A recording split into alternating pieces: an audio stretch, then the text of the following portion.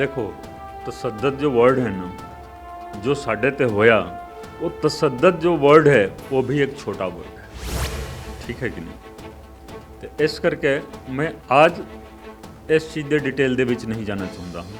तसद्दद तो भी ਉੱਪਰ ਦਾ ਤਸੱਦਦ ਹੋਇਆ ਹੈ ਸਾਡੇ ਨਾਲ, ਲੇਕਿਨ ਸਿਰਫ ਅਸੀਂ ਪਬਲਿਕ ਇੰਟਰਸਟ ਦੇ ਵਿੱਚ ਉਸ ਚੀਜ਼ ਨੂੰ ਬਰਦਾਸ਼ਤ ਕੀਤਾ। ਸਾਰੀ ਦੁਨੀਆ ਜਾਣਦੀ ਹੈ ਕਾਨੂੰਨ ਦੇ ਹੱਥ ਲੰਬੇ ਹੁੰਦੇ ਨੇ, ਤੇ ਕਾਨੂੰਨ ਭਾਵੇਂ ਬੰਦਾ ਵੱਡਾ ਹੋਵੇ ਛੋਟਾ ਹੋਵੇ, ਕਾਨੂੰਨ ਹਰ ਵਿਅਕਤੀ ਦੇ ਕੋਲ ਜਾਂਦਾ ਹੈ। ਉਪ ਮੁੱਖ ਮੰਤਰੀ ਜਿਹੜੇ ਪੂਰਵ ਸੀਗੇ ਸੁਖਬੀਰ ਬਾਦਲ ਅੱਜ ਕੱਲ ਇੱਕ ਲਾਲ ਡਾਇਰੀ ਦਾ ਬੜਾ ਜ਼ਿਕਰ ਕਰ ਰਹੇ ਨੇ, ਕਈ ਅਫਸਰਾਂ ਦੇ ਨਾਮ ਉਹਦੇ 'ਚ ਕਹਿ ਰਹੇ ਨੇ। ਉਸ ਲਾਲ ਡਾਇਰੀ ਦੇ ਵਿੱਚ ਤੁਹਾਡਾ ਨਾਮ ਵੀ ਕਈ ਵਾਰ ਉਹਨਾਂ ਨੇ ਪਬਲਿਕ ਸਟੇਜ ਤੋਂ ਐਲਾਨ ਕੀਤਾ। ਕਿਸ ਤਰ੍ਹਾਂ ਦੇਖਦੇ ਹੋ ਇਸ ਸਾਰੇ ਮਸਲੇ ਨੂੰ? ਲਾਲ ਡਾਇਰੀ ਹੋਵੇ, ਗ੍ਰੀਨ ਡਾਇਰੀ ਹੋਵੇ, ਅਸੀਂ ਬਹੁਤ ਸਾਰੀ ਡਾਇਰੀਆਂ ਵੇਖਦੇ, ਠੀਕ ਹੈ। ਸਾਨੂੰ ਬਣਾਇਆ ਹੀ ਗਿਆ ਹੈ ਇਸੇ ਕੰਮ ਵਾਸਤੇ, ਸੱਚਾਈ ਸਾਹਮਣੇ ਲਿਆਉਣ ਵਾਸਤੇ। ਔਰਬਿਟ ਬੱਸ ਕਾਂਡ ਹੋਇਆ ਸੀਗਾ, ਉਸ ਕੇਸ ਦਾ ਵੀ ਕਿਹਾ ਜਾ ਰਿਹਾ ਕਿ ਇਸ ਕੇਸ ਦੇ ਬਹਿਬਲ ਕਲਾਂ ਗੋਲੀ ਕਾਂਡ ਦੇ ਨਾਲ ਕੋਈ ਲੈਣਾ ਦੇਣਾ ਹੈਗਾ। ਕੀ ਲੈਣਾ ਦੇਣਾ ਵਾ ਇਸ ਸਾਰੇ ਪਿੱਛੇ, ਕੀ ਕਾਰਨ ਹੈ? ਦੇਖੋ ਕੋਈ ਨਾ ਕੋਈ ਲਿੰਕ ਹੈ, ਕੋਈ ਨਾ ਕੋਈ ਲਿੰਕ ਹੈ। ਤੁਸੀਂ ਜਿਹਨਾਂ ਦਾ ਨਾਂ ਲੈ ਰਹੇ ਹੋ ਉਹ ਉਸ ਕੇਸ ਦੇ ਵਿੱਚ ਵੀ ਇੱਕ ਉਹਨਾਂ ਨੇ ਅਹਿਮ ਰੋਲ ਅਦਾ ਕੀਤਾ, ਇਸ ਕੇਸ ਦੇ ਵਿੱਚ ਵੀ ਅਹਿਮ ਰੋਲ ਅਦਾ ਕੀਤਾ। ਬਹਿਬਲ ਕਲਾਂ ਗੋਲੀ ਕਾਂਡ ਦੀ ਲੰਬੀ ਇਨਵੈਸਟੀਗੇਸ਼ਨ ਤੋਂ ਬਾਅਦ ਕਾਫੀ ਹੱਦ ਤੱਕ ਜਿਹੜੀ ਹੈਗੀ ਆ ਇਨਵੈਸਟੀਗੇਸ਼ਨ ਕੰਪਲੀਟ ਹੋ ਚੁੱਕੀ ਹੈ ਤੇ ਕੋਰਟ ਦੇ ਵਿੱਚ ਕਈ ਰਸੂਖਦਾਰਾਂ ਦੇ ਖਿਲਾਫ ਜਿਹੜੇ ਹੈਗੇ ਆ ਚਲਾਨ ਪੇਸ਼ ਹੋ ਚੁੱਕੇ ਨੇ।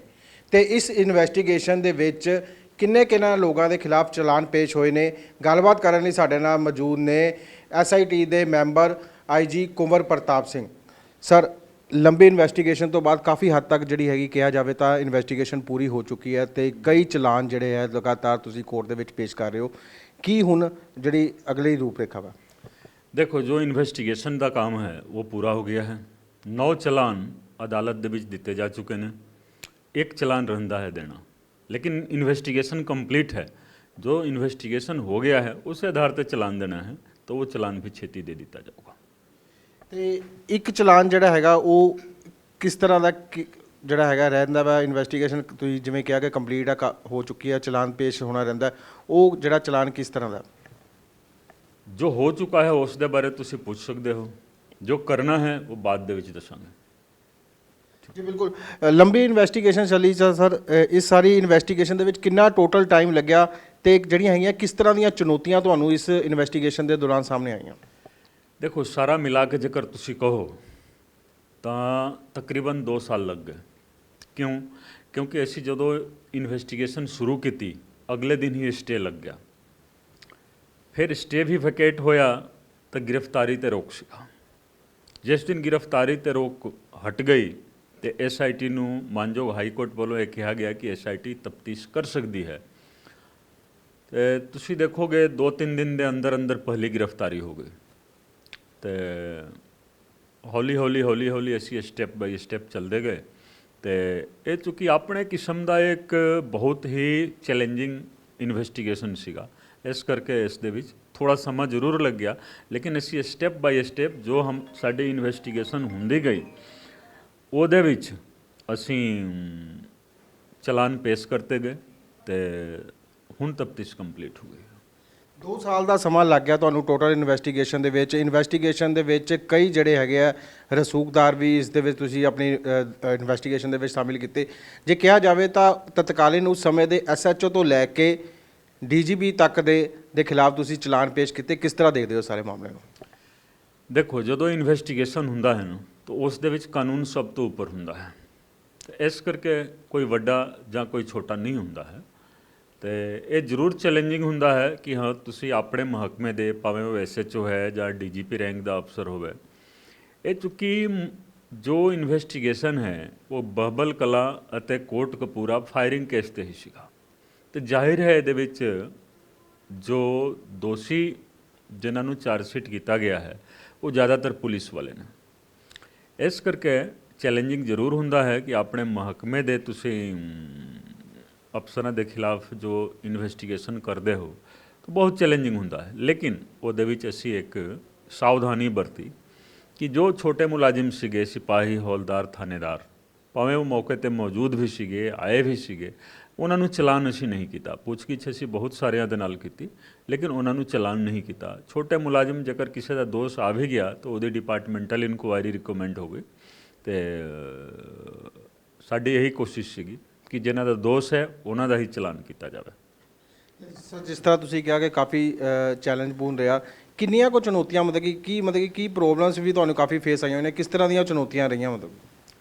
ਦੇਖੋ, ਜਦੋਂ ਦੋਸ਼ੀ ਪਾਵਰਫੁਲ ਹੁੰਦੇ ਨੇ, ਇਨਫਲੂਐਂਸ਼ੀਅਲ ਹੁੰਦੇ ਨੇ, ਅਸੀਂ ਜ਼ਰੂਰ ਕਹਿੰਦੇ ਹਾਂ ਕਿ ਹਾਂ ਕਾਨੂੰਨ ਦੀ ਨਜ਼ਰ ਦੇ ਵਿੱਚ ਸਾਰੇ ਬਰਾਬਰ ਹੁੰਦੇ ਨੇ, ਲੇਕਿਨ ਜੋ ਇਨਵੈਸਟੀਗੇਸ਼ਨ ਹੁੰਦਾ ਹੈ ਜਾਂ ਕਾਨੂੰਨ ਦਾ ਆਪਰੇਸ਼ਨ ਹੁੰਦਾ ਹੈ, ਕਾਨੂੰਨ ਆਪਰੇਟ ਕਰਦਾ ਹੈ ਦੋਸ਼ੀ ਦੀ ਹੈਸੀਅਤ ਦੇ ਹਿਸਾਬ ਦੇ ਨਾਲ। ਇਸ ਕਰਕੇ ਮੈਂ ਇਹ ਕਹਾਂਗਾ ਕਿ ਚੈਲੰਜਿੰਗ ਕਾਫੀ ਰਿਹਾ, ਦੋਸ਼ੀਆਂ ਵੱਲੋਂ ਕਾਫੀ ਕੋਸ਼ਿਸ਼ ਕੀਤੀ ਗਈ। ਮੇਰੇ ਨਾਲ ਨਿੱਜੀ ਵੀ ਮਤਲਬ ਜੋ ਮੈਂ ਬੋਲ ਵੀ ਨਹੀਂ ਸਕਦਾ ਹਾਂ, ਬਹੁਤ ਤਰੀਕੇ ਦੇ ਨਾਲ ਕੋਸ਼ਿਸ਼ ਕੀਤੀ ਗਈ ਮੇਰੇ ਰਾਹ ਦੇ ਵਿੱਚ ਰੁਕਾਵਟ ਪਾਉਣ ਦੀ। ਸਮਾਂ ਆਊਗਾ ਮੈਂ ਜ਼ਰੂਰ ਬੋਲਾਂਗਾ, ਲੇਕਿਨ ਅਸੀਂ ਕਹਿੰਦੇ ਹਾਂ ਨਾ, ਸ਼ੁਭ ਕਰਮਨ ਤੇ ਕਬਹੂ ਨਾ ਟਰੋ। ਅਸੀਂ ਆਪਣੇ ਉਸ ਰਾਹ 'ਤੇ ਚੱਲਦੇ ਗਏ। ਸਾਡਾ ਮੇਨ ਮਕਸਦ ਸੀਗਾ ਕਿ ਰਾਹ ਦੇ ਵਿੱਚ ਰੁਕਾਵਟ ਆ ਰਹੀ ਹੈ, ਜ਼ਰੂਰ ਆ ਰਹੀ ਹੈ, ਲੇਕਿਨ ਉਸ ਦਾ ਸਾਹਮਣਾ ਕਰੀਏ। ਤੇ ਮੇਨ ਜੋ ਆਪਣਾ ਏਮ ਹੈ, ਉਸ ਏਮ ਨੂੰ ਅਚੀਵ ਕਰਨਾ ਹੈ, ਪੂਰਾ ਕਰਨਾ ਹੈ। ਇਸ ਕਰਕੇ ਅਸੀਂ ਹਰ ਜੋ ਵੀ ਤਸੱਦਦ ਮੇਰੇ ਤੋਂ ਹੋਇਆ ਮੈਂ ਬਰਦਾਸ਼ਤ ਕੀਤਾ। ਠੀਕ ਹੈ, ਉਸ ਦੇ ਬਾਰੇ में ਜ਼ਰੂਰ ਲਿਖਤੀ ਤੌਰ 'ਤੇ ਵੀ, ਜ਼ੁਬਾਨੀ ਤੌਰ 'ਤੇ ਵੀ ਜੋ ਕੰਪੀਟੈਂਟ ਅਥਾਰਟੀ ਹੈ ਸਰਕਾਰ ਦੀ, ਉਹਨਾਂ ਨੂੰ ਅਸੀਂ ਦੱਸਦੇ ਗਏ ਹਾਂ। ਉਸ ਦਾ ਵੀ ਹਿਸਾਬ ਕਿਤਾਬ ਹੋਣਾ ਹੈ। ਤੇ ਇਹ ਸਾਰਾ ਕੁਝ ਚੈਲੰਜਿੰਗ ਜ਼ਰੂਰ ਸੀਗਾ, ਲੇਕਿਨ ਮੈਂ ਇਹ ਕਹਿ ਸਕਦਾ ਹਾਂ ਕਿ ਅਸੀਂ ਆਪਣੇ ਮਕਸਦ ਦੇ ਵਿੱਚ, ਪਬਲਿਕ ਇੰਟਰਸਟ ਦੇ ਵਿੱਚ, ਇਨ ਦਾ ਇੰਟਰਸਟ ਆਫ ਜਸਟਿਸ, ਅਸੀਂ ਕਾਮਯਾਬ ਰਹੇ। ਤਸ਼ੱਦਦ ਵਰਡ ਇੱਕ ਤੁਸੀਂ ਯੂਜ਼ ਕੀਤਾ ਹੁਣੇ ਗੱਲਬਾਤ ਦੇ ਦੌਰਾਨ, ਤੇ ਕੁਝ ਥੋੜਾ ਜਿਹਾ ਬਰੀਫ ਕਿਸ ਤਰ੍ਹਾਂ ਦੀ ਮਤਲਬ ਕਿ ਰੁਕਾਵਟਾਂ, ਸਭ ਨੂੰ ਪਤਾ ਕਿ ਰੁਕਾਵਟਾਂ ਤੁਹਾਨੂੰ ਕਾਫੀ ਆਈਆਂ, ਤੁਸੀਂ ਪਹਿਲਾਂ ਇੰਟਰਵਿਊਜ਼ ਦੇ ਦੌਰਾਨ ਵੀ ਕੁਝ ਦਾ ਜ਼ਿਕਰ ਵੀ ਕੀਤਾ, ਕਿਸ ਤਰ੍ਹਾਂ ਦੀ ਮਤਲਬ ਕਿ ਕੁਝ ਜੋ ਮਤਲਬ ਕਿ ਜਿਹੜੇ ਤਤਕਾਲੀਨ ਜਿਨ੍ਹਾਂ ਦੇ ਖਿਲਾਫ ਇਨਵੈਸਟੀਗੇਸ਼ਨ ਹੋ ਰਹੀ ਸੀ ਉਹਨਾਂ ਵੱਲੋਂ ਰੁਕਾਵਟਾਂ ਆਈਆਂ, ਜਾਂ ਮੌਜੂਦਾ ਸਮੇਂ ਦੇ ਵਿੱਚ ਜਿਹੜੇ ਤੁਹਾਡੇ ਕੁਲੀਗਸ ਨੇ ਉਹਨਾਂ ਵੱਲੋਂ ਵੀ ਰੁਕਾਵਟਾਂ ਆਈਆਂ? ਦੇਖੋ, ਤਸੱਦਦ ਜੋ ਵਰਡ ਹੈ ਨਾ, ਜੋ ਸਾਡੇ ਤੇ ਹੋਇਆ, ਉਹ ਤਸੱਦਦ ਜੋ ਵਰਡ ਹੈ ਉਹ ਵੀ ਇੱਕ ਛੋਟਾ ਵਰਡ ਹੈ। ਠੀਕ ਹੈ ਕਿ ਨਹੀਂ? ਤੇ ਇਸ ਕਰਕੇ ਮੈਂ ਅੱਜ ਇਸ ਚੀਜ਼ ਦੇ ਡਿਟੇਲ ਦੇ ਵਿੱਚ ਨਹੀਂ ਜਾਣਾ ਚਾਹੁੰਦਾ ਹਾਂ। ਤਸੱਦਦ ਤੋਂ ਵੀ ਉੱਪਰ ਦਾ ਤਸੱਦਦ ਹੋਇਆ ਹੈ ਸਾਡੇ ਨਾਲ, ਲੇਕਿਨ ਸਿਰਫ ਅਸੀਂ ਪਬਲਿਕ ਇੰਟਰਸਟ ਦੇ ਵਿੱਚ ਉਸ ਚੀਜ਼ ਨੂੰ ਬਰਦਾਸ਼ਤ ਕੀਤਾ, ਕਿਉਂਕਿ ਸਾਡਾ ਮਕਸਦ ਸੀ ਕਿ ਇਨਵੈਸਟੀਗੇਸ਼ਨ ਕੰਪਲੀਟ ਕੀਤਾ ਜਾਵੇ। ਉਹਨਾਂ 2 ਸਾਲਾਂ ਦੇ ਦੌਰਾਨ ਤੁਸੀਂ ਦੇਖੋਗੇ ਮੈਂ ਕਦੇ ਵੀ ਮੀਡੀਆ ਦੇ ਸਾਹਮਣੇ ਨਹੀਂ ਆਇਆ, ਮੈਂ ਕੋਈ ਇੰਟਰਵਿਊ ਨਹੀਂ ਦਿੱਤੀ। ਠੀਕ ਹੈ, ਤੇ ਜਦੋਂ ਇਨਵੈਸਟੀਗੇਸ਼ਨ ਕੰਪਲੀਟ ਹੋ ਗਿਆ 15 ਮਾਰਚ ਨੂੰ ਮੈਂ ਐਲਾਨ ਕੀਤਾ ਕਿ ਇਨਵੈਸਟੀਗੇਸ਼ਨ ਕੰਪਲੀਟ ਹੋ ਗਿਆ ਹੈ, ਤੁਸੀਂ ਜੋ ਚਾਹੋ ਪੁੱਛ ਸਕਦੇ ਹੋ। ਇਨਵੈਸਟੀਗੇਸ਼ਨ ਦੇ ਬਾਰੇ ਜੇਕਰ ਕੋਈ ਚੀਜ਼ ਪੁੱਛਣੀ ਹੈ ਜਾਂ ਦੇਖਣਾ ਹੈ, ਤੁਸੀਂ ਦਫ਼ਤਰ ਦੇ ਵਿੱਚ ਆ ਕੇ ਦੇਖ ਸਕਦੇ ਹੋ, ਤੁਸੀਂ ਅਦਾਲਤ ਤੋਂ ਵੀ ਉਹਦੀ ਕਾਪੀ ਲੈ ਸਕਦੇ ਹੋ। ਤੇ ਸਾਡੇ ਕੋਲ ਵੀ ਮਤਲਬ ਦਫ਼ਤਰ ਦੇ ਵਿੱਚ ਆ ਕੇ ਕੋਈ ਦੇਖਣਾ ਚਾਹੁੰਦਾ ਹੈ ਦੇਖ ਸਕਦਾ ਹੈ, ਕਿਉਂਕਿ ਸਾਰਿਆਂ ਦਾ ਰਾਈਟ ਹੈ ਜੀ, ਪਬਲਿਕ ਦਾ ਰਾਈਟ ਹੈ ਉਹ ਦੇਖਣਾ, ਜਾਣਨਾ, ਸਮਝਣਾ। ਅਕਸਰ ਸਰ ਕਿਹਾ ਜਾਂਦਾ ਹੈ ਕਿ ਜਦੋਂ ਕਿਸੇ ਵੀ ਇਨਵੈਸਟੀਗੇਸ਼ਨ ਦੇ ਵਿੱਚ ਜਾਂ ਕਿਸੇ ਵੀ ਕੇਸ ਦੇ ਵਿੱਚ ਵੱਡੇ ਚਿਹਰੇ ਸ਼ਾਮਲ ਹੁੰਦੇ ਨੇ ਤਾਂ ਉਸ ਦੀ ਇਨਸਾਫ ਦੀ ਉਮੀਦ ਆਮ ਤੌਰ ਤੇ ਲੋਕਾਂ ਦੇ ਵਿੱਚ ਘੱਟ ਰਹਿੰਦੀ ਹੈ, ਪਰ ਇਸ ਇਨਵੈਸਟੀਗੇਸ਼ਨ ਦੇ ਵਿੱਚ ਸਾਰੇ ਹੀ ਵੱਡੇ ਚਿਹਰੇ ਸ਼ਾਮਲ ਹੋਏ ਸੀਗੇ, ਚਾਹੇ ਉਹ ਪੁਲਿਸ ਅਫਸਰ ਹੋਣ, ਤੁਹਾਡੇ ਪੁਰਾਣੇ ਸਮੇਂ ਦੇ ਕੁਲੀਗਸ ਹੋਣ, ਜਾਂ ਜਿਹੜੇ ਤਤਕਾਲੀਨ ਸਮੇਂ ਦੇ ਉਪ ਮੁੱਖ ਮੰਤਰੀ ਤੇ ਮੁੱਖ ਮੰਤਰੀ ਤੱਕ ਤੋਂ ਤੁਸੀਂ ਇਨਵੈਸਟੀਗੇਸ਼ਨ ਕੀਤੀ। ਕਿਸ ਤਰ੍ਹਾਂ ਦੀ ਚੁਣੌਤੀਆਂ ਪੋਲੀਟੀਕਲ ਜਿਹੜੇ ਲੋਕਾਂ ਤੋਂ ਇਨਵੈਸਟੀਗੇਸ਼ਨ ਕੀਤੀ ਉਸ ਦੌਰਾਨ ਤੁਹਾਨੂੰ ਸਾਹਮਣੇ ਫੇਸ ਕਰਨੀਆਂ ਪਈਆਂ?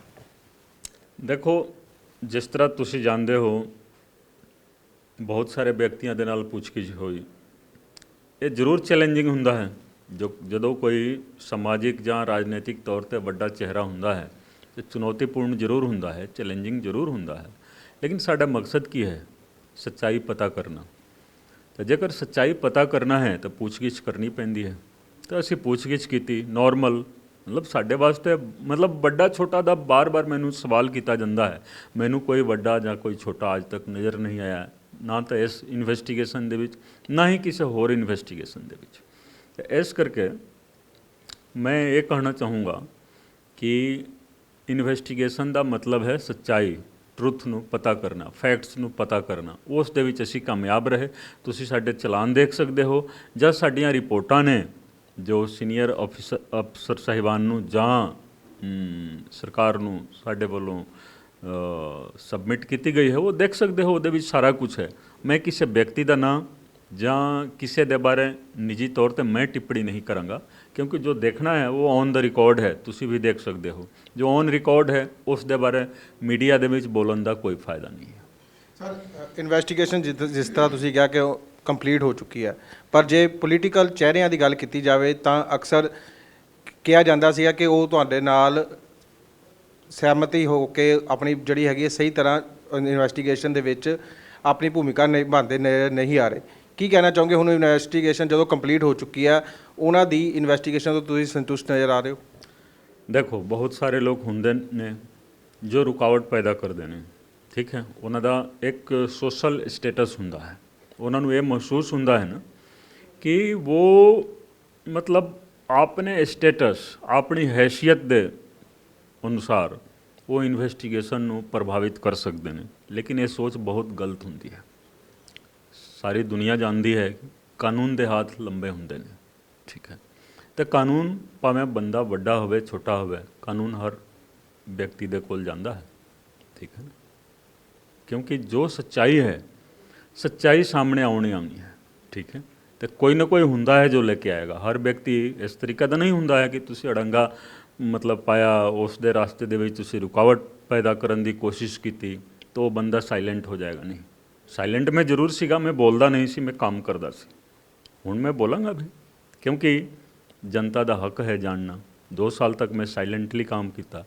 ਹੁਣ ਤਫਤੀਸ਼ ਕੰਪਲੀਟ ਹੋ ਗਈ, ਜੋ ਮਰਜ਼ੀ ਤੁਸੀਂ ਪੁੱਛ ਸਕਦੇ ਹੋ। ਹਰ ਨਾਗਰਿਕ ਪੁੱਛ ਸਕਦਾ ਹੈ, ਠੀਕ ਹੈ ਕਿ ਨਹੀਂ। ਹਰ ਨਾਗਰਿਕ ਪੁੱਛ ਸਕਦਾ ਹੈ ਤੇ ਮੇਰਾ ਫਰਜ਼ ਹੈ, ਮੇਰੀ ਡਿਊਟੀ ਬਣਦੀ ਹੈ ਕਿ ਉਹਨੂੰ ਮੈਂ ਦੱਸ ਸਕਦਾ ਹਾਂ, ਬਤਾ ਸਕਦਾ ਹਾਂ, ਦਿਖਾ ਸਕਦਾ ਹਾਂ। ਫਿਰ ਕੌਣ ਲੋਕ ਸੀਗੇ ਸਰ, ਉਹ ਵੀ ਥੋੜਾ ਜਿਹਾ ਖੁਲਾਸਾ ਕਰ ਦਿਓ ਹੁਣ। ਨਹੀਂ, ਮੀਡੀਆ ਟਰਾਇਲ ਅਸੀਂ ਨਹੀਂ ਕਰਾਂਗੇ। ਤੁਸੀਂ ਮੇਰੇ ਇੰਟਰਵਿਊ ਦੇ ਵਿੱਚ ਕਿਸੇ ਦਾ ਵੀ ਨਾਂ ਨਹੀਂ ਸੁਣੋਗੇ, ਨਾਂ ਨਹੀਂ ਲੈਣਾ ਹੈ, ਕਿਉਂਕਿ ਇਹ ਬਹਿਸ ਆਰਗੂਮੈਂਟ ਤਾਂ ਅਸੀਂ ਅਦਾਲਤ ਦੇ ਵਿੱਚ ਕਰਨੀ ਹੈ। ਪੋਲੀਟੀਕਲ ਕਿਹੜੇ ਬੰਦੇ ਸੀਗੇ ਜਿਹੜੇ ਮਤਲਬ ਕਿ ਇਸ ਇਨਵੈਸਟੀਗੇਸ਼ਨ ਦੇ ਵਿੱਚ ਅੜੰਗਾ ਪਾਉਣ ਦੀ ਕੋਸ਼ਿਸ਼ ਕਰ ਰਹੇ ਸੀਗੇ? ਫਾਈਲ ਸਾਹਮਣੇ ਹੈ, ਤੁਸੀਂ ਵੀ ਪੜ੍ਹ ਲਓ, ਦੇਖ ਲਓ, ਲੇਕਿਨ ਮੈਂ ਕਿਸੇ ਦਾ ਨਾਂ ਨਹੀਂ ਲਊਂਗਾ।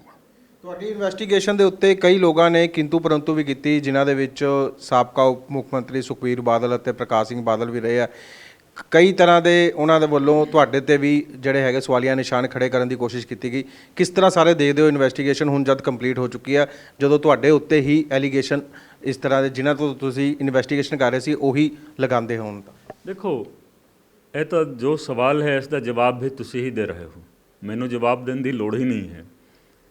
ਜੇਕਰ ਮੰਨ ਲਓ ਹਰ ਦੋਸ਼ੀ ਆਪਣੇ ਨਾਲ ਇੱਕ ਇਨਵੈਸਟੀਗੇਟਿੰਗ ਆਫਿਸਰ ਵੀ ਲੈ ਕੇ ਚਲੇ, ਇਹ ਕਹੇ ਕਿ ਮੇਰੇ ਕੇਸ ਦੀ ਇਨਵੈਸਟੀਗੇਸ਼ਨ ਫਲਾਣਾ ਨਹੀਂ ਕਰੇਗਾ, ਫਲਾਣਾ ਕਰੇਗਾ, ਫਲਾਣਾ ਚੰਗਾ ਇਨਵੈਸਟੀਗੇਸ਼ਨ ਨਹੀਂ ਕਰਦਾ ਹੈ, ਫਲਾਣਾ ਚੰਗਾ ਇਨਵੈਸਟੀਗੇਸ਼ਨ ਕਰਦਾ ਹੈ, ਤਾਂ ਹਰ ਦੋਸ਼ੀ ਆਪਣੇ ਨਾਲ ਇੱਕ ਇਨਵੈਸਟੀਗੇਟਿੰਗ ਆਫਿਸਰ ਲੈ ਕੇ ਚਲੇ। ਤੁਸੀਂ ਅਦਾਲਤ ਦੇ ਵਿੱਚ ਆਓ ਨਾ ਜੀ। ਜੋ ਇਨਵੈਸਟੀਗੇਟਿੰਗ ਆਫਿਸਰ ਇਨਵੈਸਟੀਗੇਸ਼ਨ ਕਰਦਾ ਹੈ ਤਾਂ ਉਸ ਦੀ ਰਿਪੋਰਟ ਅਦਾਲਤ ਦੇ ਵਿੱਚ ਦਿੱਤੀ ਜਾਂਦੀ ਹੈ। ਅਦਾਲਤ ਦੇ ਵਿੱਚ ਆਓ, ਅਦਾਲਤ ਦਾ ਸਾਹਮਣਾ ਕਰੋ, ਸੱਚਾਈ ਦਾ ਸਾਹਮਣਾ ਕਰੋ। ਨਾ ਮੈਂ ਕਿਸੇ ਦਾ ਨਾਂ ਲੈਣਾ ਹੈ, ਨਾ ਮੈਂ ਕਿਸੇ ਦੇ ਬਾਰੇ ਟਿੱਪਣੀ ਕਰਨੀ ਹੈ, ਲੇਕਿਨ ਜੋ ਰੁਕਾਵਟ ਪੈਦਾ ਕਰਦਾ ਹੈ ਇੱਕ ਤਰੀਕਾ ਹੁੰਦਾ ਹੈ, ਠੀਕ ਹੈ। ਤਾਂ ਅਸੀਂ ਇਸ ਤਰ੍ਹਾਂ ਦੇ ਤਰੀਕੇ ਤੋਂ ਮਤਲਬ ਪ੍ਰਭਾਵਿਤ ਨਹੀਂ ਹੁੰਦੇ। ਕੋਈ ਨਾ ਕੋਈ, ਦੇਖੋ ਹਰ ਅਫਸਰ ਹੁੰਦਾ ਹੈ ਨਾ, ਉਸ ਦੀ ਕੋਈ ਨਾ ਕੋਈ ਕੁਆਲਿਟੀ ਹੁੰਦੀ ਹੈ। ਤਾਂ ਅਸੀਂ ਬਰਦਾਸ਼ਤ ਕੀਤਾ, ਜਨਤਕ ਹਿੱਤ ਦੇ ਵਿੱਚ ਬਰਦਾਸ਼ਤ ਕੀਤਾ। ਇਸ ਕਰਕੇ ਸੱਚਾਈ ਅਸੀਂ ਸਾਹਮਣੇ ਲਿਆ ਦਿੱਤੀ ਹੈ, ਤੁਸੀਂ ਦੇਖ ਲਓ। ਇਹ ਬਿਲਕੁਲ ਜਿਵੇਂ ਤੁਸੀਂ ਕਿਹਾ ਕਿ ਹਰ ਜਿਹੜਾ ਵੱਡਾ ਨੁਮਾਇੰਦਾ ਹੁੰਦਾ ਉਹ ਆਪਣਾ ਇਨਵੈਸਟੀਗੇਸ਼ਨ ਅਫਸਰ ਨਾਲ ਲੈ ਕੇ ਚੱਲਣ ਦੀ ਕੋਸ਼ਿਸ਼ ਕਰਦਾ, ਪਰ ਇਸ ਇਨਵੈਸਟੀਗੇਸ਼ਨ ਦੇ ਨਾਲ ਹੀ ਜੁੜਿਆ ਇੱਕ ਸਵਾਲ ਹੋ ਰਿਹਾ ਹੈ। ਉਪ ਮੁੱਖ ਮੰਤਰੀ ਜਿਹੜੇ ਪੂਰਵ ਸੀਗੇ ਸੁਖਬੀਰ ਬਾਦਲ ਅੱਜ ਕੱਲ੍ਹ ਇੱਕ ਲਾਲ ਡਾਇਰੀ ਦਾ ਬੜਾ ਜ਼ਿਕਰ ਕਰ ਰਹੇ ਨੇ, ਕਈ ਅਫਸਰਾਂ ਦੇ ਨਾਮ ਉਹਦੇ 'ਚ ਕਹਿ ਰਹੇ ਨੇ। ਉਸ ਲਾਲ ਡਾਇਰੀ ਦੇ ਵਿੱਚ ਤੁਹਾਡਾ ਨਾਮ ਵੀ ਕਈ ਵਾਰ ਉਹਨਾਂ ਨੇ ਪਬਲਿਕ ਸਟੇਜ ਤੋਂ ਐਲਾਨ ਕੀਤਾ। ਕਿਸ ਤਰ੍ਹਾਂ ਦੇਖਦੇ ਹੋ ਇਸ ਸਾਰੇ ਮਸਲੇ ਨੂੰ? वक्त आने पर बता देंगे, तुसी सुनते हो ना, वक्त आने पर बता देंगे क्या हमारे दिल में है। समय बताएगा, समय बलवान हुंदा है जी, ठीक है ना। साईं से सब होता है, बंदे से कुछ नहीं। संत कबीर जी ने कहा है कि साईं से सब होता है, बंदे से कुछ नहीं। जो हंकारी हुंदा है ਉਹ ਭਾਵੇਂ ਜੋ ਵੀ ਹੰਕਾਰ ਕਰ ਲਵੇ। ਦੇਖੋ ਇੱਕ ਚੀਜ਼ ਤਾਂ ਸਾਹਮਣੇ ਆ ਜਾਂਦਾ ਹੈ ਨਾ, ਜੋ ਦੋਸ਼ੀ ਹੈ ਉਹ ਦੋਸ਼ੀ ਹੈ। ਦੋਸ਼ੀ ਹਮੇਸ਼ਾ ਦੋਸ਼ੀ ਹੁੰਦਾ ਹੈ, ਉਹਨੂੰ ਪਤਾ ਹੁੰਦਾ ਹੈ, ਉਹ ਡਰਾਉਣ ਦੀ ਕੋਸ਼ਿਸ਼ ਕਰਦਾ ਹੈ। ਮੈਂ ਫਿਰ ਵੀ ਕਿਸੇ ਦਾ ਨਾਂ ਨਹੀਂ ਲੈਣਾ ਚਾਹੁੰਦਾ, ਤੁਸੀਂ ਨਾਂ ਲੈ ਰਹੇ ਹੋ, ਮੈਨੂੰ ਨਾਂ ਮਤਲਬ ਲੈਣ ਦੀ ਕੋਈ ਲੋੜ ਨਹੀਂ ਹੈ, ਠੀਕ ਹੈ। ਮੈਂ ਵੀ ਸੁਣਿਆ, ਕਾਫੀ ਕੁਝ ਸੁਣਦਾ ਰਿਹਾ। 22 ਦੇ ਵਿੱਚ 22 ਦਾ ਇੱਕ ਡਰਾਵਾ ਹੁੰਦਾ ਸੀ, 22 ਆਏਗੀ, 22 ਦੇ ਵਿੱਚ ਅਸੀਂ ਦੇਖਾਂਗੇ ਜੀ। ਅੱਜ ਮੇਰਾ ਫਰਜ਼ ਹੈ ਇਨਵੈਸਟੀਗੇਸ਼ਨ ਕਰਨਾ, ਮੈਨੂੰ ਇਨਵੈਸਟੀਗੇਸ਼ਨ ਕਰ ਲੈਣ ਦਿਓ। ਤੇ ਇਹ ਮੇਰਾ ਸੀਗਾ ਕਿ ਹਾਂ ਇਨਵੈਸਟੀਗੇਸ਼ਨ ਕਰ ਲਓ, 22 ਦੀ ਗੱਲ 22 ਦੇ ਵਿੱਚ ਦੇਖੀ ਜਾਊਗੀ। ਲਾਲ ਡਾਇਰੀ ਹੋਵੇ, ਗ੍ਰੀਨ ਡਾਇਰੀ ਹੋਵੇ, ਅਸੀਂ ਬਹੁਤ ਸਾਰੀ ਡਾਇਰੀਆਂ ਵੇਖਦੇ ਹਾਂ ਜੀ, ਠੀਕ ਹੈ। ਸਾਨੂੰ ਬਣਾਇਆ ਹੀ ਗਿਆ ਹੈ ਇਸੇ ਕੰਮ ਵਾਸਤੇ, ਸੱਚਾਈ ਸਾਹਮਣੇ ਲਿਆਉਣ ਵਾਸਤੇ। ਸੱਚਾਈ ਅਸੀਂ ਸਾਹਮਣੇ ਲਿਆਂਦੀ, ਅਸੀਂ ਸੱਚਾਈ ਅਦਾਲਤ ਦੇ ਸਾਹਮਣੇ ਰੱਖ ਦਿੱਤੀ, ਅਸੀਂ ਸੱਚਾਈ ਪਬਲਿਕ ਦੇ ਸਾਹਮਣੇ ਰੱਖ ਦਿੱਤੀ। ਇਨਸਾਫ ਤਾਂ ਜ਼ਰੂਰ ਹੋਗਾ, ਇਨਸਾਫ ਹੋਗਾ। ਡਰ ਨਹੀਂ ਲੱਗਦਾ ਜਦੋਂ ਇਸ ਤਰ੍ਹਾਂ ਦੇ ਆ ਸਵਾਲ ਜਵਾਬ? ਇਸ ਤਰ੍ਹਾਂ ਦੀ ਗੱਲ ਤੁਸੀਂ ਨਾ ਕਰੋ, ਠੀਕ ਹੈ ਨਾ। ਡਰ ਡੁਰ ਦਾ ਕੋਈ ਸਾਡੀ ਡਿਕਸ਼ਨਰੀ ਦੇ ਵਿੱਚ ਡਰ ਨਾਂ ਦੀ ਕੋਈ ਚੀਜ਼ ਨਹੀਂ ਹੁੰਦੀ ਹੈ, ਕਿਉਂਕਿ ਅਸੀਂ ਪਬਲਿਕ ਡਿਊਟੀ ਕਰਦੇ ਹਾਂ। ਇਹ ਡਿਊਟੀ ਵੀ ਪਰਮਾਤਮਾ ਵੱਲੋਂ ਲਗਾਈ ਹੁੰਦੀ ਹੈ, ਤਾਂ ਸਭ ਦਾ ਰਖਵਾਲਾ ਉੱਪਰ ਵਾਲਾ ਹੁੰਦਾ ਹੈ। ਇਸ ਕਰਕੇ ਡਰ ਡੁਰ ਦਾ ਤੁਸੀਂ ਸਾਡੇ ਸੂਤਰਾਂ ਤੋਂ ਹਵਾਲੇ ਤੋਂ ਸਾਨੂੰ ਕੁਝ ਇਨਫੋਰਮੇਸ਼ਨ ਆਈ ਹੈ ਕਿ ਇਸ ਕੇਸ ਦੇ ਵਿੱਚ ਮੋਗਾ ਦੇ ਤੁਸੀਂ ਸਾਬਕਾ ਮੇਅਰ ਅਤੇ ਉਪ ਮੇਅਰ ਦਾ ਨਾਲ ਵੀ ਜਿਹੜੀ ਹੈਗੀ ਹੈ ਡਿਪਟੀ ਮੇਅਰ ਦੇ ਨਾਲ ਵੀ ਪੁੱਛਗਿੱਛ ਕੀਤੀ ਹੈ, ਕੁਝ ਉਹਨਾਂ ਤੋਂ ਵੀ ਸਾਹਮਣੇ ਆਇਆ ਵਾ? ਦੇਖੋ ਇਹ ਤਾਂ ਇਨਵੈਸਟੀਗੇਸ਼ਨ ਦੀ ਅੰਦਰਲੀ ਗੱਲ ਹੈ, ਮੈਂ ਇਸ ਦੇ ਬਾਰੇ ਕੋਈ ਟਿੱਪਣੀ ਨਹੀਂ ਕਰਾਂਗਾ। ਲੇਕਿਨ ਇਹ ਸੱਚਾਈ ਹੈ ਕਿ ਮੇਅਰ ਤੇ ਡਿਪਟੀ ਮੇਅਰ ਉਦੋਂ ਦੇ ਜਿਹੜੇ ਸੀਗੇ ਮੋਗਾ ਦੇ, ਉਹਨਾਂ ਦੇ ਨਾਲ ਪੁੱਛਗਿੱਛ ਜ਼ਰੂਰ ਹੋਈ ਹੈ। ਤੇ ਉਹ ਮੈਂ ਉਸ ਦੇ ਮਤਲਬ ਜੋ ਅੰਦਰ ਉਸ ਦੀ ਗੱਲ ਹੈ ਉਸ ਦੇ ਬਾਰੇ ਮੈਂ ਤੁਹਾਡੇ ਨਾਲ ਡਿਟੇਲ ਦੇ ਵਿੱਚ ਨਹੀਂ ਜਾਊਂਗਾ। ਤੇ ਇਸ ਕੇਸ ਦੇ ਵਿੱਚ ਮੋਗਾ ਦੇ ਪੰਕਜ ਮੋਟਰ ਦੇ ਮਾਲਿਕ ਪੰਕਜ ਤੋਂ ਵੀ ਉਹਨਾਂ ਦੀ ਵੀ ਗ੍ਰਿਫਤਾਰੀ ਹੋਈ ਹੈ, ਜਿਹੜੇ ਕਿਸੇ ਸਮੇਂ ਆਪਣੇ ਇਸ ਕੇਸ ਨੂੰ ਆਪਣੇ ਆਪ ਨੂੰ ਗਵਾਹ ਮੰਨਦੇ ਸੀਗੇ।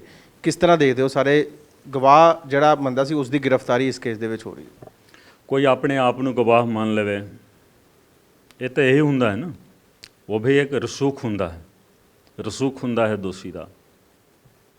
ਤੇ ਜਦੋਂ ਉਸ ਵਿਅਕਤੀ ਦੇ ਖਿਲਾਫ ਐਵੀਡੈਂਸ ਆ ਗਿਆ, ਕਿਉਂਕਿ ਜਿਸ ਬੰਦੇ ਦਾ ਗਨ 2 ਨਾਲੀ ਡਬਲ ਬੈਰਲ ਗਨ ਇਸਤੇਮਾਲ ਹੋਇਆ ਹੈ, ਉਹ ਆਦਮੀ ਗਵਾਹ ਹੋ ਹੀ ਨਹੀਂ ਸਕਦਾ ਹੈ। ਇਸ ਚੀਜ਼ ਨੂੰ ਮਾਨਯੋਗ ਹਾਈ ਕੋਰਟ ਦੇ ਵਿੱਚ ਇੱਕ ਰਿਟ ਦੇ ਰਾਹੀਂ ਵੀ ਕੋਸ਼ਿਸ਼ ਕੀਤੀ ਗਈ ਉਲਝਾਉਣ ਦੀ, ਲੇਕਿਨ ਅਸੀਂ ਉਸ ਦਾ ਜਵਾਬ ਦੇ ਦਿੱਤਾ, ਰਿਟ ਡਿਸਮਿਸ ਹੋ ਗਿਆ ਹੈ। ਤੇ ਮੈਨੂੰ ਨਹੀਂ ਲੱਗ ਰਿਹਾ ਹੈ ਕਿ ਇਸ ਸਟੇਜ ਤੇ ਇਸ ਪੁਆਇੰਟ ਦੇ ਉੱਤੇ ਕੋਈ ਟਿੱਪਣੀ ਕਰਨੀ ਚਾਹੀਦੀ ਹੈ, ਕਿਉਂਕਿ ਇਹ ਮਸਲਾ ਸੁਲਝ ਗਿਆ ਹੈ ਕਿ ਜਦੋਂ ਉਹਨਾਂ ਦੇ ਖਿਲਾਫ ਐਵੀਡੈਂਸ ਹੈ ਤੇ ਉਸ ਐਵੀਡੈਂਸ ਦੇ ਆਧਾਰ ਤੇ ਗ੍ਰਿਫਤਾਰੀ ਹੋਈ, ਚਲਾਨ ਵੀ ਹੋਇਆ। ਇਸ ਕਰਕੇ ਇਸ ਦੇ ਵਿੱਚ ਕੋਈ ਟਿੱਪਣੀ ਕਰਨ ਦੀ ਲੋੜ ਨਹੀਂ ਹੈ। ਤੁਹਾਨੂੰ ਲੱਗਦਾ ਕਿ ਜਦੋਂ ਪੁਰਾਣੀ ਸਰਕਾਰ ਦੇ ਵਿੱਚ ਇਨਵੈਸਟੀਗੇਸ਼ਨ ਸ਼ੁਰੂ ਹੋਈ ਸੀਗੀ ਤੇ ਉਹਨਾਂ ਨੂੰ ਗਵਾਹ ਦੇ ਤੌਰ ਤੇ ਪੇਸ਼ ਕਰਕੇ ਕੁਝ ਇਸ ਮਾਮਲੇ ਨੂੰ ਉਲਝਾਉਣ ਦੀ ਕੋਸ਼ਿਸ਼ ਕੀਤੀ ਗਈ ਸੀ? ਮੇਰੇ ਨਾਲ ਤੁਸੀਂ ਫੈਕਟਸ ਦੇ ਆਧਾਰ ਤੇ ਗੱਲ ਕਰ ਸਕਦੇ ਹੋ, ਮੈਂ ਫੈਕਟਸ ਦੀ ਗੱਲ ਕਰਾਂਗਾ। ਸਾਡੇ ਕਾਗਜ਼ਾਂ ਦੇ ਵਿੱਚ ਤੁਸੀਂ ਦੇਖ ਸਕਦੇ ਹੋ ਉਹਨਾਂ ਦੇ ਖਿਲਾਫ ਐਵੀਡੈਂਸ ਕੀ ਹੈ, ਉਹ ਅਦਾਲਤ ਦੇ ਵਿੱਚ ਦੇ ਦਿੱਤਾ ਗਿਆ ਹੈ। ਜੋ ਅਦਾਲਤ ਦੇ ਵਿੱਚ ਦੇ ਦਿੱਤਾ ਗਿਆ ਹੈ, ਉਹਨਾਂ ਦਾ ਹੁਣ ਫਰਜ਼ ਬਣਦਾ ਹੈ ਕਿ ਉਹ ਹਰ ਵਿਅਕਤੀ ਜਿਸ ਦੇ ਖਿਲਾਫ ਚਲਾਨ ਪੇਸ਼ ਕੀਤਾ ਗਿਆ ਹੈ, ਉਹ ਆਪਣੀ ਸਫਾਈ ਅਦਾਲਤ ਦੇ ਵਿੱਚ ਦੇਵੇ। ਸਾਡਾ ਫਰਜ਼ ਬਣਦਾ ਹੈ, ਅਸੀਂ ਆਪਣਾ ਪੱਖ ਪੇਸ਼ ਕਰਾਂਗੇ, ਪੇਸ਼ ਕੀਤਾ ਵੀ ਹੈ, ਆਰਗੂਮੈਂਟ ਹੋਗਾ ਉੱਥੇ, ਜੋ ਅਸੀਂ ਵੀ ਆਪਣਾ ਪੱਖ ਪੇਸ਼ ਕਰਾਂਗੇ। ਉਹ ਉਹਨਾਂ ਨੂੰ ਵੀ ਹੱਕ ਹੈ, ਦੋਸ਼ੀ ਆਪਣਾ ਜੋ ਪੱਖ ਹੋਗਾ ਉਹ ਪੇਸ਼ ਕਰ ਸਕਦਾ ਹੈ। ਔਰਬਿਟ ਬੱਸ ਕਾਂਡ ਹੋਇਆ ਸੀਗਾ, ਉਸ ਕੇਸ ਦਾ ਵੀ ਕਿਹਾ ਜਾ ਰਿਹਾ ਕਿ ਇਸ ਕੇਸ ਦੇ ਬਹਿਬਲ ਕਲਾਂ ਗੋਲੀ ਕਾਂਡ ਦੇ ਨਾਲ ਕੋਈ ਲੈਣਾ ਦੇਣਾ ਹੈਗਾ। ਕੀ ਲੈਣਾ ਦੇਣਾ ਵਾ ਇਸ ਸਾਰੇ ਪਿੱਛੇ, ਕੀ ਕਾਰਨ ਹੈ? ਦੇਖੋ ਕੋਈ ਨਾ ਕੋਈ ਲਿੰਕ ਹੈ, ਕੋਈ ਨਾ ਕੋਈ ਲਿੰਕ ਹੈ। ਤੁਸੀਂ ਜਿਹਨਾਂ ਦਾ ਨਾਂ ਲੈ ਰਹੇ ਹੋ ਉਹ ਉਸ ਕੇਸ ਦੇ ਵਿੱਚ ਵੀ ਇੱਕ ਉਹਨਾਂ ਨੇ ਅਹਿਮ ਰੋਲ ਅਦਾ ਕੀਤਾ, ਇਸ ਕੇਸ ਦੇ ਵਿੱਚ ਵੀ ਅਹਿਮ ਰੋਲ ਅਦਾ ਕੀਤਾ। ਤਾਂ ਕੁਛ ਨਾ ਕੁਛ ਲਿੰਕ ਹੈ, ਇਸ ਕਰਕੇ ਪੁੱਛਗਿੱਛ ਹੋਈ ਹੈ, ਇਸ ਕਰਕੇ ਉਹਨਾਂ ਦੀ ਗ੍ਰਿਫਤਾਰੀ ਹੋਈ ਹੈ। ਮੈਂ ਡਿਟੇਲ ਦੇ ਵਿੱਚ ਇਸ ਬਾਰੇ ਨਹੀਂ ਕਹਾਂਗਾ। ਇਹ ਜ਼ਰੂਰ ਕਹਾਂਗਾ ਕਿ ਦੋਵੇਂ ਕੇਸਾਂ ਦਾ ਆਪਸ ਦੇ ਵਿੱਚ ਲਿੰਕ ਹੈ। ਇਹ ਚਲਾਨ ਤੁਸੀਂ ਪੜ੍ਹ ਲਓ ਨਾ, ਚਲਾਨ ਦੇ ਵਿੱਚ ਸਾਰਾ ਕੁਝ ਦਿੱਤਾ ਹੋਇਆ। ਚਲਾਨ ਤੁਸੀਂ ਪੇਸ਼ ਕਰਤਾ, ਪਰ ਕੁਝ ਥੋੜ੍ਹੇ ਜਿਹੇ ਫੈਕਟਸ ਜਿਹੜੇ ਮਤਲਬ ਕਿ ਤੁਸੀਂ ਜਨਤਾ ਦੇ ਦੱਸਣਾ ਚਾਹੋ ਕਿ ਹਾਂ ਵੀ ਇਹ ਦੋਨੋਂ ਕੇਸਾਂ ਦੇ ਵਿੱਚ ਕੀ ਸਿਮਿਲੈਰਿਟੀ ਹੈਗੀ ਹੈ, ਕੀ ਸਿਮਿਲਰਿਟੀ ਹੈ, ਮੈਂ ਜ਼ਰੂਰ ਕਹਾਂਗਾ। ਡਿਟੇਲ ਮੈਂ ਮੀਡੀਆ ਦੇ ਰਾਹੀਂ ਨਹੀਂ ਕਹਾਂਗਾ। ਮੀਡੀਆ ਟ੍ਰਾਇਲ ਹੋਣਾ ਹੀ ਨਹੀਂ ਚਾਹੀਦਾ ਹੈ। ਤੁਸੀਂ ਪੜ੍ਹਨਾ ਚਾਹੋਗੇ ਤੁਸੀਂ ਪੜ੍ਹ ਸਕਦੇ ਹੋ। ਕੋਈ ਵੀ ਨਾਗਰਿਕ ਪੜ੍ਹਨਾ ਚਾਹੁੰਦਾ ਹੈ, ਦੇਖਣਾ ਚਾਹੁੰਦਾ ਹੈ, ਉਹ ਆ ਕੇ ਦੇਖ ਸਕਦਾ ਹੈ। ਉਹ ਅਦਾਲਤ ਤੋਂ ਸਰਟੀਫਾਈ ਕਾਪੀ ਵੀ ਲੈ ਸਕਦਾ ਹੈ, ਠੀਕ ਹੈ ਕਿ ਨਹੀਂ। ਮੈਨੂੰ ਇਸ ਚੀਜ਼ ਦੇ ਬਾਰੇ ਆਰਗੂਮੈਂਟ ਕਰਨ ਦੀ ਲੋੜ ਨਹੀਂ ਹੈ। ਲਿੰਕ ਹੈ ਦੋਵੇਂ ਕੇਸਾਂ ਦਾ ਆਪਸ ਦੇ ਵਿੱਚ, ਠੀਕ ਹੈ ਕਿ ਨਹੀਂ? ਇਹ ਸਾਰਾ ਕੁਝ ਅਦਾਲਤ ਦੇ ਸਾਹਮਣੇ ਹੈ, ਤੁਸੀਂ ਦੇਖੋ। ਕਿਹੜੇ ਕਿਹੜੇ ਲੋਕ ਨੇ ਜਿਨ੍ਹਾਂ ਦੀ ਤੁਸੀਂ ਗ੍ਰਿਫਤਾਰੀ ਦਾ ਵੀ ਜ਼ਿਕਰ ਕੀਤਾ, ਕਿਹੜੇ ਕਿਹੜੇ ਲੋਕ ਨੇ ਜਿਨ੍ਹਾਂ ਦਾ ਹੁਣ ਇਨਵੈਸਟੀਗੇਸ਼ਨ ਕੰਪਲੀਟ ਹੋ ਗਿਆ ਹੈ ਤੇ ਮੈਂ ਵੀ ਤੁਹਾਨੂੰ ਸ਼ੁਰੂਆਤ ਦੇ ਵਿੱਚ ਹੀ ਕਿਹਾ ਕਿ ਮੈਂ ਕਿਸੇ ਵੀ ਮੁਲਜ਼ਮ ਦਾ ਜਾਂ ਕਿਸੇ ਦੇ ਬਾਰੇ ਕਿਸੇ ਵਿਅਕਤੀ ਦਾ ਨਾਂ ਨਹੀਂ ਲੈਣਾ ਹੈ, ਠੀਕ ਹੈ ਕਿ ਨਹੀਂ? ਨਾਂ ਲੈਣ ਦੀ ਲੋੜ ਹੀ ਨਹੀਂ ਹੈ। ਜੋ ਲਿਖ ਕੇ ਦੇ ਦਿੱਤਾ ਗਿਆ ਹੈ, ਜੋ ਔਨ ਰਿਕਾਰਡ ਹੈ, ਉਸ ਦਾ ਨਾਂ ਨਹੀਂ ਲੈਣਾ ਹੈ, ਠੀਕ ਹੈ? ਤਾਂ ਮੇਰੇ ਮਤਲਬ ਮੈਨੂੰ ਤੁਸੀਂ ਨਾਮ ਮਜਬੂਰ ਕਰੋ ਕਿ ਮੈਂ ਕਿਸੇ ਦਾ ਨਾਂ ਲੈਵਾਂ, ਕਿਸੇ ਦੇ ਬਾਰੇ ਮਤਲਬ ਮੀਡੀਆ ਦੇ ਵਿੱਚ ਟਿੱਪਣੀ ਕਰਾਂ, ਕਿਉਂਕਿ ਜੇਕਰ ਮੀਡੀਆ ਦੇ ਵਿੱਚ ਮੈਂ ਟਿੱਪਣੀ ਕਰਾਂਗਾ ਤਾਂ ਅਦਾਲਤ ਦੇ ਵਿੱਚ ਕੀ ਆਰਗੂਮੈਂਟ ਕਰਾਂਗਾ ਮੈਂ। ਇਸ ਕਰਕੇ ਮੈਂ ਕਿਸੇ ਦਾ ਨਾਂ ਨਹੀਂ ਲੂँगा। एविडेंस के बारे में कोई टिप्पणी नहीं करांगा, लेकिन हर नागरिक का मतलब अधिकार है, वो जेकर वेखना चाहे वो अदालत दे विच जाके वेख सकता है, कापी ले सकता है, साडे कोल आके भी वेख सकता है। ਤੇ ਸਰ ਹੁਣ 9 ਚਲਾਨ ਤੁਸੀਂ ਪੇਸ਼ ਕਰਤੇ, ਇੱਕ ਚਲਾਨ ਰਹਿ ਗਿਆ ਕਿ ਇਨਵੈਸਟੀਗੇਸ਼ਨ ਦੇ ਵਿੱਚ ਜਿਹੜੀ ਕੰਪਲੀਟ ਹੋ ਚੁੱਕੀ ਹੈ, ਆਉਣ ਵਾਲੇ ਦਿਨਾਂ ਦੇ ਵਿੱਚ ਜਿਹੜਾ ਇੱਕ ਚਲਾਨ ਰਹਿੰਦਾ, ਕੁਝ ਹੋਰ ਨਾਮ ਵੀ ਸ਼ਾਮਿਲ ਹੋ ਸਕਦੇ ਨੇ ਇਸ ਤਫਤੀਸ਼ ਦੇ ਵਿੱਚ ਜਿਨ੍ਹਾਂ ਦੇ ਖਿਲਾਫ ਚਾਲਾਨ ਪੇਸ਼ ਹੋ ਸਕਦਾ, ਜਾਂ ਸਾਰੇ ਹੀ ਨਾਮ ਜਿਹੜੇ ਵੀ ਤੁਹਾਡੀ ਇਨਵੈਸਟੀਗੇਸ਼ਨ ਦੇ ਵਿੱਚ ਦੋਸ਼ੀ ਤੁਹਾਡੇ ਸਾਹਮਣੇ ਆਏ ਨੇ ਜਾਂ ਜਿਨ੍ਹਾਂ ਦੇ ਖਿਲਾਫ ਜਿਹੜੇ ਹੈਗੇ ਆ ਫੈਕਟ ਸਾਹਮਣੇ ਆਏ ਨੇ ਉਹ ਸਾਰੇ ਸ਼ਾਮਿਲ ਹੋ ਚੁੱਕੇ ਨੇ? ਇਸ ਦਾ ਵੀ ਜਵਾਬ ਤੁਸੀਂ ਦੇ ਚੁੱਕੇ ਹੋ, ਤੁਹਾਡੇ ਪ੍ਰਸ਼ਨ ਦੇ ਵਿੱਚ ਹੀ ਇਸ ਚੀਜ਼ ਦਾ ਜਵਾਬ ਹੈ। ਜੋ 10ਵਾਂ ਚਲਾਨ ਆएगा वो जो इन्वेस्टिगेशन कंप्लीट हो गया है उसे दे आधार पे आना है। इन्वेस्टिगेशन तकरीबन 99% कंप्लीट है, नवा ना भी आ सकता है। जो पुराने दोषी ने उन्होंने खिलाफ भी एडिशनल एविडेंस है वो भी आ सकता है, ठीक है? लेकिन जो आना है उसका इंतज़ार करो तुसी, वो मैं भी दे सकता हाँ, इन्वेस्टिगेशन कंप्लीट हो गया है कोई भी दे सकता है। ਇਸ ਗੱਲ ਕਰੀਏ ਸਰ ਇਨਵੈਸਟੀਗੇਸ਼ਨ ਦੀ, ਹੁਣ ਤੱਕ ਕਿੰਨੇ ਲੋਕ ਜਿਹੜੇ ਇਸ ਸਾਰੇ ਕੇਸ ਦੇ ਵਿੱਚ ਟੋਟਲੀ ਗ੍ਰਿਫਤਾਰ ਹੋ ਚੁੱਕੇ ਨੇ ਤੇ ਕਿਹਨਾਂ ਦੀ ਹਾਲੇ ਤੱਕ ਗ੍ਰਿਫਤਾਰੀ ਰਿਕੁਆਇਰਡ ਹੈ? नहीं देखो, जो गिरफ्तारी हुई है ਜਾਂ ਜਿਨ੍ਹਾਂ ਦਾ ਚਲਾਨ ਹੋਇਆ ਹੈ ਉਹ ਔਨ ਰਿਕਾਰਡ ਹੈ। ਜੋ ਬਹਬਲ ਕਲਾਂ ਫਾਇਰਿੰਗ ਕੇਸ ਹੈ ਉਹਦੇ ਵਿੱਚ ਵੀ ਤੁਸੀਂ ਦੇਖੋਗੇ 7 ਵਿਅਕਤੀਆਂ ਦਾ ਚਲਾਨ ਹੋਇਆ ਹੈ। ਜੋ ਕੋਟ ਕਪੂਰਾ ਫਾਇਰਿੰਗ ਕੇਸ ਹੈ ਉਹਦੇ ਵਿੱਚ ਵੀ 7 ਵਿਅਕਤੀਆਂ ਦਾ ਚਲਾਨ ਹੋਇਆ ਹੈ, ਠੀਕ ਹੈ? तो इस करके मतलब बहुत डिटेल ਦੇ ਵਿੱਚ मैं नहीं जाना चाहूँगा। आने वाला समा ਤੁਹਾਨੂੰ अपने आप दसूगा तो सब कुछ सामने आ जाना है, क्योंकि ये केस जो है बहुत ही पंजाब वास्ते, देखो हिंदुस्तान वास्ते एक बहुत ही अहम केस है, बहुत इंपॉर्टेंट केस है। इस करके इस केस की इन्वेस्टिगेशन असी बहुत ही तरीके दे नाल कीती कि जो कानून का हर पहलू असी सामने रख के इस केस का इन्वेस्टिगेशन किया। सब कुछ सामने आएगा थोड़े, मतलब ऐसा कुछ भी नहीं है जो कि पर्दे दे पीछे है। असी तो यह भी कहा सी कि किसी को एतराज़ है तो हर पूछगिछ नूं असी ऑनलाइन भी कर सकते हैं। इस करके ट्रांसपेरेंसी जो है इस इन्वेस्टिगेशन दे विच पूरी बरती गई है। तो इस करके तुसी मतलब हर कुछ सामने आएगा, तुसी देख लो, ट्रायल शुरू होने दो, अदालत दे विच सारा कुछ सामने आ जाना। तो ਤੁਸੀਂ ਸੈਟੀਸਫਾਈਡ ਹੋ ਇਨਵੈਸਟੀਗੇਸ਼ਨ ਤੋਂ? ਹੁਣ ਜਿੰਨੀ ਕੰਪਲੀਟ ਹੋਣ ਤੋਂ ਬਾਅਦ ਤੁਹਾਨੂੰ ਲੱਗਦਾ ਕਿ ਤੁਹਾਡੀ ਇਨਵੈਸਟੀਗੇਸ਼ਨ ਤੋਂ ਬਾਅਦ ਜਿਹੜੇ ਵੀ ਦੋਸ਼ੀ ਨੇ, ਚਾਹੇ ਉਹ ਵੱਡਾ ਨਾਮ ਹੈ ਚਾਹੇ ਛੋਟਾ ਨਾਮ ਹੈ, ਉਹਨਾਂ ਨੂੰ ਉਹਨਾਂ ਦੇ ਗੁਨਾਹ ਦੀ ਸਜ਼ਾ ਮਿਲੇਗੀ? देखो, साडा सैटिस्फैक्शन कोई मैटर नहीं करता है। साडा मकसद की हुंदा है तो काम की हुंदा है। जो जुर्म होया है उस जुर्म तो रिलेटेड सच्चाई सामने ले आना, एविडेंस सामने लेके आना, तो असी एविडेंस सामने लेके आए हैं, वो अदालत दे विच पेश कर चुके हैं। तो सैटिस्फैक्शन तो अदालत का होना है, सैटिस्फैक्शन जनता का होना है, ठीक है? साडा जो फर्ज सीगा वो असी अपना फर्ज अदा किया, अपना फर्ज निभाया। जो भी इन्वेस्टिगेशन असी कलैक्ट कर सकते सी, काफ़ी एडवर्स सर्कमस्टांसिस रहे, लेकिन वो एविडेंस असी कलैक्ट किया, अदालत के सामने रख दिता, वो सारिਆਂ ਦੇ सामने है। Thank you. ਮੇਰਾ ਇੱਕ ਲਾਸਟ ਕੁਐਸਚਨ ਹੈ, ਮੋਗਾ ਦੇ ਸਾਬਕਾ ਮੇਅਰ ਅਤੇ ਡਿਪਟੀ ਮੇਅਰ ਤੋਂ ਵੀ ਪੁੱਛਗਿੱਛ ਕੀਤੀ ਕਿ ਉਹਨਾਂ ਦੇ ਫੈਕਟ ਵੀ ਸਾਰੇ ਇਸ ਇਨਵੈਸਟੀਗੇਸ਼ਨ ਵਿੱਚ ਸਾਰੇ ਜੁਆਇਨ ਹੋ ਚੁੱਕੇ ਨੇ ਕਿ ਉਹਨਾਂ ਦੇ ਖਿਲਾਫ ਵੀ ਕੋਈ ਐਵੀਡੈਂਸ ਬਣਦਾ ਵਾ? ਇਹ ਚੀਜ਼ ਮੈਂ ਅੱਜ ਨਹੀਂ ਦੱਸਾਂਗਾ। ਉਹਨਾਂ ਨੂੰ ਮਤਲਬ ਸ਼ਾਮਿਲ ਤਫਤੀਸ਼ ਕੀਤਾ ਗਿਆ ਹੈ, ਉਹਨਾਂ ਦੇ ਨਾਲ ਪੁੱਛਗਿੱਛ ਹੋਈ ਹੈ, ਤੇ ਇਸ ਤੋਂ ਜ਼ਿਆਦਾ ਮੈਂ ਇਸ ਬਾਰੇ ਨਹੀਂ ਕਰ ਸਕਦਾ।